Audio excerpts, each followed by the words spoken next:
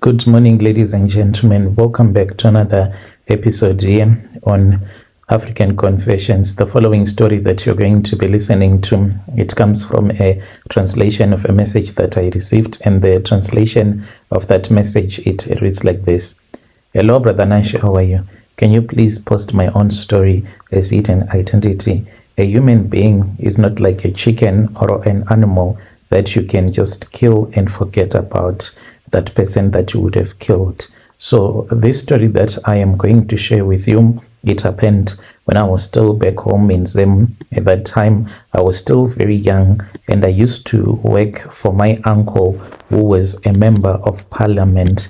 So after they had lost some elections, this happened in the year 2008. That was when we were given an instruction to go into the villages because there was a rerun that was supposed to take place. The elections were going to be done all over again. So we were given an instruction to go into different villages, making people to be scared that if the other political party was going to win the election, bad things were going to happen. So Brother Nanshi, me and this other man, we then went to this other village where we ended up killing this other woman, but it happened as an accident.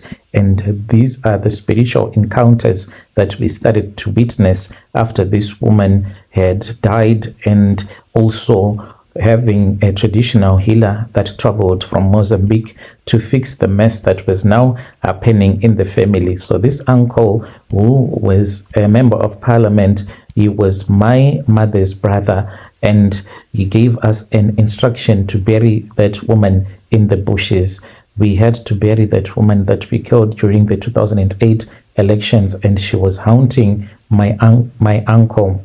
When I was still very young, my uncle liked me a lot, and he was a powerful member of parliament. I'll say that he was a member of parliament from Mashonaland, and he was someone that was feared, and I was his right-hand man, and I was what they call a political enforcer. So a political enforcer is that you go into a community and then you work with some people in that community. So usually we would target the youth, those that were unemployed, those that the villagers knew that these ones, they do not like to work. We would target those ones, and we would be giving them free alcohol, even a car to use, and money as well each and every month. So these young men, because of the way that they love alcohol and free money, they would make sure that in that community there is no one from the opposition side that can come to campaign. If someone from the opposition tries to come and campaign,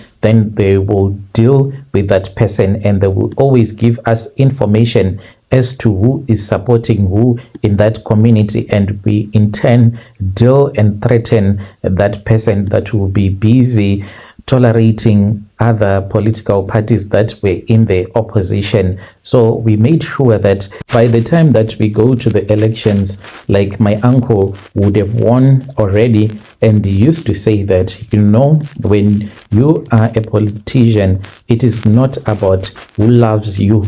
Winning votes is not about being liked, but it is about who has the strongest army. It is better for people to fear you than for people to like you. So I was his soldier. We would beat people, threaten villages, too many houses that we used to burn. Whenever we would hear that this one, he is the person that is getting the flyers or the t-shirts from a certain political party, we would go and we would burn his house to set an example to other people in the community that in this community, we do not tolerate anyone from the opposition party. We would make people disappear. But there was one thing that our uncle always told us: never kill a person. Yes, you can beat them, but not too bad.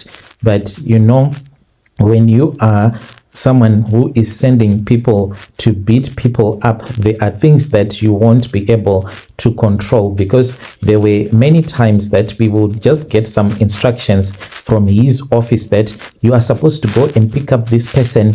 He belongs to a certain opposition party. You pick him up from this place and then you leave him at this other place and you have to beat him up. So some of these instructions that would come from those that were in the intelligence system that knew who is supporting who, and they would give us the instruction to beat that person up without my uncle ever knowing that this was what was happening, like what happened when this woman died.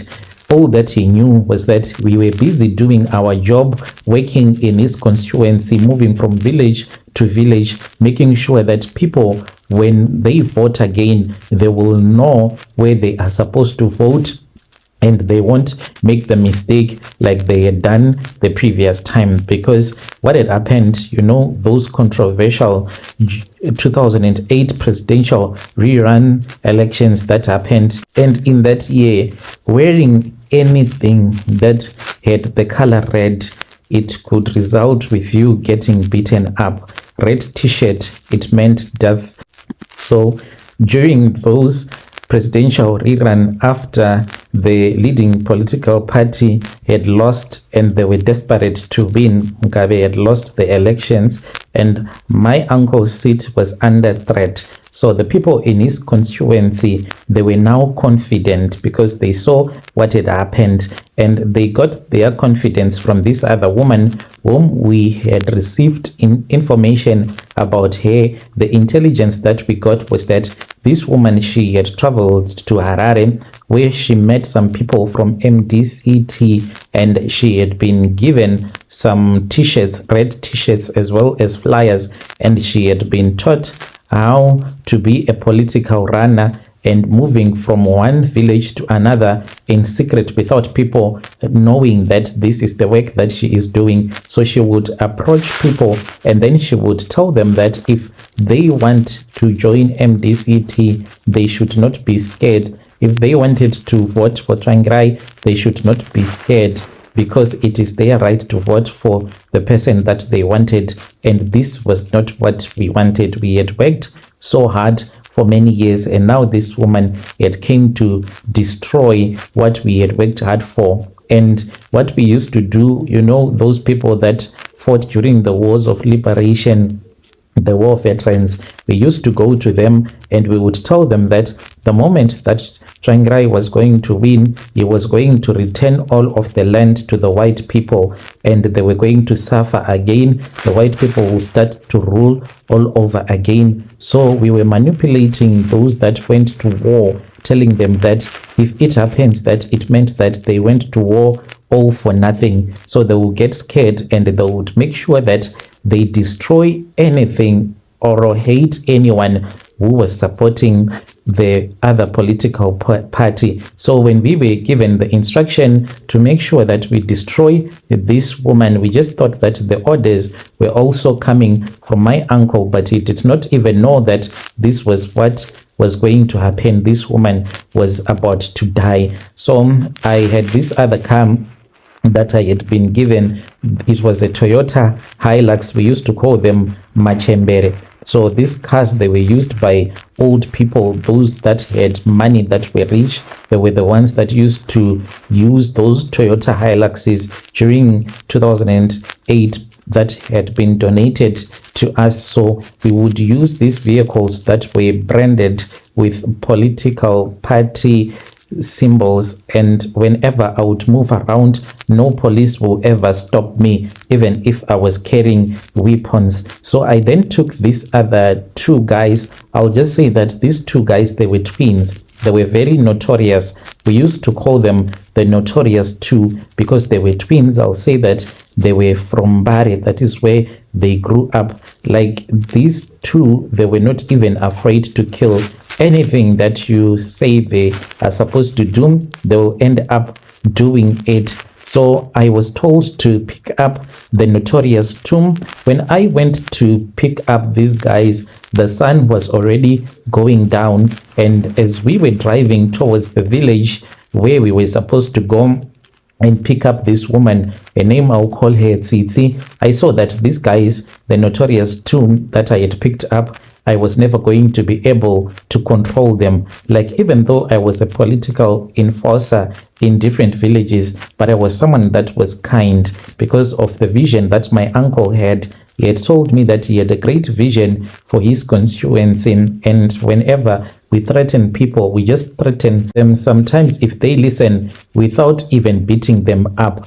But as for these notorious two, they had been involved in a lot of nasty beatings, and the way that they were drunk, I saw that I was never going to be able to control them. We had weapons, we had knockberries, we had chrome iron bars, and we had a gun that had been given to me that we used to move around with, since we were never stopped by the police moving from one area to another, one town to another. So when we arrived in that village, the boys that were working for me, they had already managed to gather the information, and they were guarding Tsitsi's house, and she did not even know that this was what was happening. So they had written the names of all the people that she had gone to speak with. They used to follow her, and she did not know that she was being followed. So when she was moving from one house to another, giving people political flyers about MDC and the t-shirt, anyone that had accepted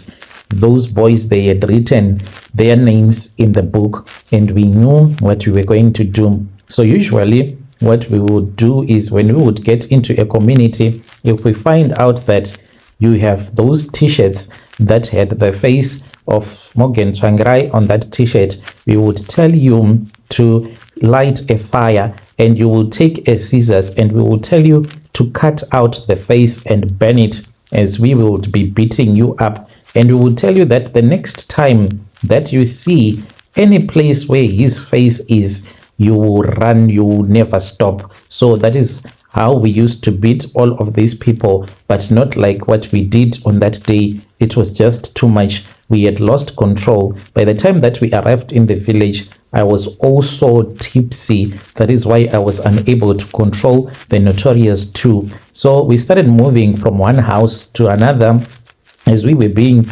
directed by those boys that were staying in that village. They would go with us to each and every house where they had accepted the t-shirts and the flyers, and we would start to beat them up one after the other, starting with the head of the house, the man, the wife, the kids, the elderly, anyone that was there, even the dogs. We would beat each and everything that was alive. And then that was when we finally arrived at Tsitsi's house. So they had already had the commotion when we visited her neighbor, as we were beating up her neighbor. She and her husband, they tried to escape into the night, but then what they did not know was that we already had surrounded her compound, and we caught them. And then that was when the beating started. The beating started slow at first, but I saw that the way that we were beating up these people, it was just too much for me. When I looked at my hands, I saw that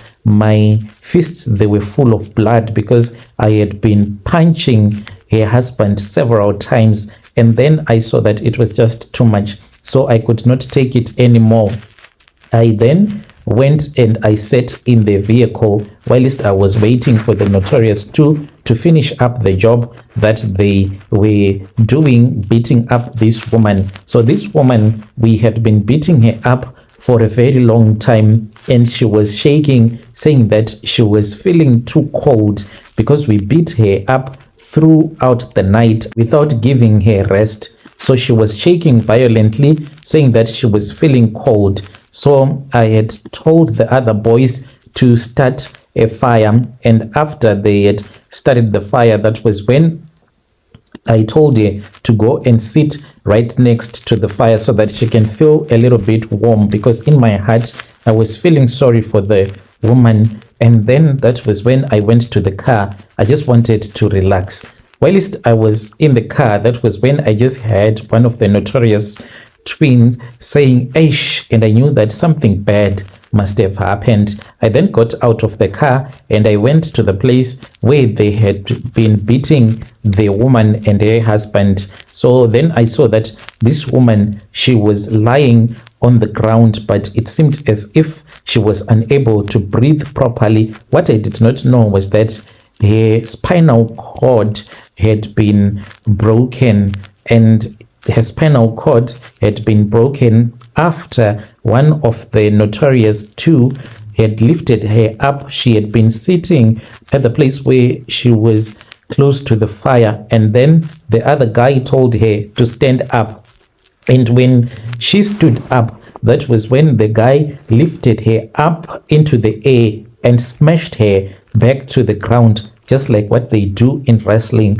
But she did not smash her directly on the ground. What he did not see was that there was a log, a big log that we had been sitting on that was close to the place where we had been beating this family. So he smashed her on top of that log, and then that was when they had something that broke, and her back was broken and she was struggling to breathe. By the time that I got there, Brother Nash, I saw that there was white foam that was coming out of her mouth. She was unable to breathe anymore, and she passed away. When she passed away, I panicked. I did not know what I was supposed to do. I returned back to the car and I called my uncle and I informed him of the unfortunate thing that had happened. So my uncle, he also panicked over the phone, and then that was when he said, you know that elections, they are going to happen in 3 days time, right? And I said yes. And my uncle then told me that we were supposed to make a plan, bury her quickly. Elections are in 3 days. He said that he did not want any scandals or any drama just before the elections with everything that was happening. So we were supposed to bury her as quickly as possible before the other villagers even wake up. So Brother Nashi, we then told her husband to collect all their political t-shirts that they had, and we wrapped her in a red cloth and we drove her to a bushy area where we dug a shallow grave and we buried her. It was her husband whom we told to bury her after he had thrown the flyers into the grave, and we never spoke of it again. We then returned back to Harare. The results came out. My uncle had won again, but then there was a day when I was called by my uncle's wife. She said, hurry, you need to come here. So I drove to the suburbs where they were staying, and when I entered into their house, that was when I saw that things were never going to be the same. My uncle, they had him locked up in the bedroom. He could not stop laughing. He was talking to himself. I asked my uncle's wife if she had poured a bucket of water on him, because it was as if there was water that kept on coming out of his skin. And my uncle's wife said that what happened was that when they were fast asleep, she woke up because she saw that the bed was wet. When she looked at her husband, my uncle, she said she saw that it was as if there was water that was pouring out of his skin, making the whole bed wet.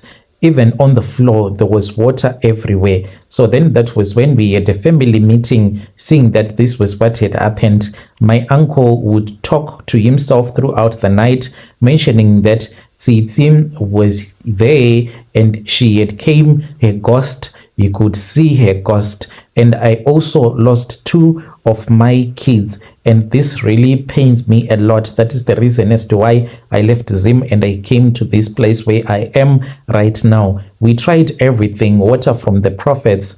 We even called traditional healers. There was even one pastor from Bindura who came until nothing happened. And then that was when one of my mother's young sister, who had a business in Mozambique, she had some fisheries there in Mozambique, and she knew this other traditional healer. She brought that man, and this man, when he came, he said that there was a bad spirit now that was in the family. He said that he wanted to assist us, but this was supposed to be done in a place where no other people were going to witness the rituals that we were going to perform. So my uncle had many farms that they had taken from the white people. So he had one of these other farm. He had stopped all production at that farm. He only had 2 workers that were staying there, just protecting the equipment. And then he called that couple and told them that they were supposed to return back to their village, and it was just temporary. Then when they had left, that was when we drove the whole family from my mother's side. Everyone was told to be there Otherwise, they were going to experience spiritual attacks. This was supposed to be done so that the spiritual attacks will stop. So from my mother's side, my mother's relatives, they were there, including their children. And then we were told that me and my siblings, we were supposed to be there, as well as my cousins, my cousin brothers and my cousin sisters from my mother's side. We were all supposed to be there.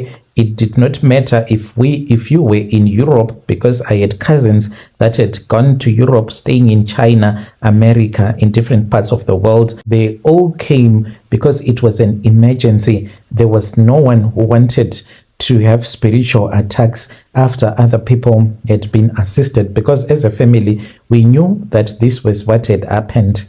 So we were staying at my uncle's farm, and this traditional healer would cleanse us. He then told me that I was supposed to go with some of my cousins, where we were supposed to go and dig up the place where we had buried that woman and bring her bones back to the farm where we were supposed to bury her, in order for her spirit to rest in peace. And then that was when I took some of my cousins, and we had a coffin. Like I told you, the car that I always used, it was branded in political party symbols and colors, so it was not even allowed to stop such a car that belonged to a certain political party. And then that was when we drove with our coffin. We went to that village, and when we arrived there, I had already called the boys that were working for me. When we arrived, they had already started their job of digging up the grave of that woman that we buried, and we continued digging her up. And when we got to where her remains were, we then took them and we placed them in that coffin, and we drove back to the farm where we were told to dig up a grave. Like the whole tribe, everyone, including even little kids that were there, they were told to also assist in the digging up of the grave. So everyone, including my mom, everyone that was there, was supposed to assist, so as to chase away the spirit of this woman, so that she won't come back saying that, why did you kill me? And then we buried her, and after that, that was when we all went our separate ways. Because of the spiritual attacks that also happened to me, I then decided to leave Zim. I then came to this country where I am right now in Europe, and then that was when I started having a relationship with this other woman. When she fell pregnant, with the way that I had lost two of my kids when I was still back home in Zim because of the spiritual attacks, I just thought that this woman was playing with my mind, because there was a prophet who had told me that I had been cursed by the spirit of the dead, and I was never going to have children ever again in my life. But indeed, I found out that she was pregnant and I have a child. This is what happened. Brother Nashi, when you post my story, please tell me. I'll be following through in the comment section. Dear listeners, right there was a message that was sent to me by one of our brother right there. Strange things indeed, they do happen in this world. Let us try to talk about this issue in the comment section.